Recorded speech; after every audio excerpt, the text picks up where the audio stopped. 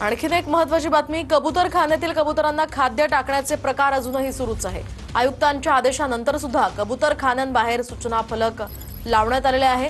दरम्यान कबूतरखाने बंद करण्यासाठी तात्काळ मोहीम राबवण्याचेही आदेश आयुक्तांनी दिलेत। मनपा प्रशासनाकडून मुंबईमध्ये कारवाईला आता सुरुवात झाली आहे।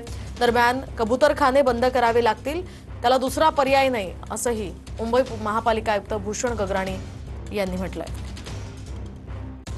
मुंबई महानगरपालिका क्षेत्रांमध्ये जे कबूतरखाने आहेत ते कबूतरखाने लवकरात लवकर बंद करावेत अशी मागणी जी आहे ती नागरिकांकडून आणि काही राजकीय पक्षांकडून केली जात होती। यावरती सभागृहामध्ये देखील चर्चा झाली आणि त्यानंतर मुंबई महानगरपालिकेने जे आहे ते या खाण्यांमध्ये जे पक्ष्यांना खायला घालतील त्यांच्यावरती दंडात्मक कारवाई केली जाईल असं वारंवार सांगितलं जात होतं।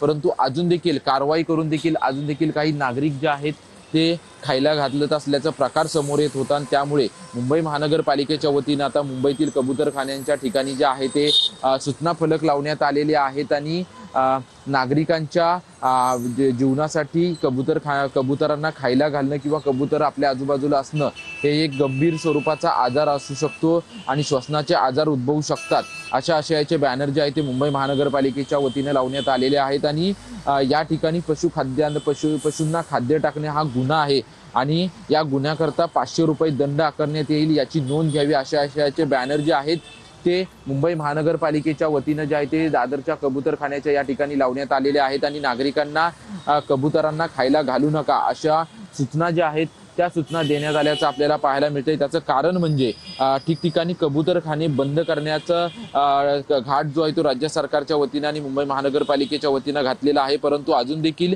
काही नागरिक जे आहेत ते या कबुतरांना खाद्य घालताना पाहायला मिळतात आणि त्याचमुळे मुंबई महानगरपालिकेने आता